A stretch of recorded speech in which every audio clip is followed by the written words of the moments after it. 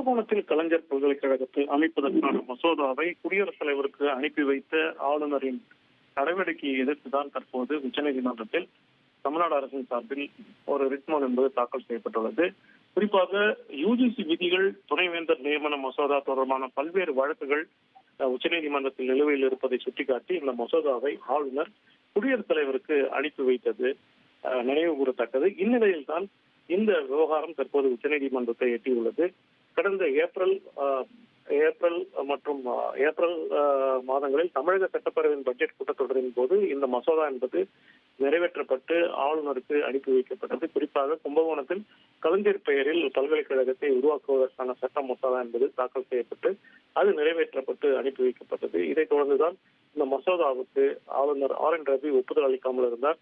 இது மிக மிக முக்கியமான ஒரு பிரச்சனையாக தற்போது உருவெடுத்துள்ளது. இதைத் தொடர்ந்துதான் தற்போது உச்சநீதிமன்றத்தை நாடி ஒரு ரிட் மனுவை தமிழ்நாடு அரசின் சார்பில் வழக்கறிஞர் நிஷா ரோத்தகி தாக்கல் செய்துள்ளார். இந்த மனு விரைவில் விசாரணைக்கு வரும் என எதிர்பார்க்கப்படுகிறது.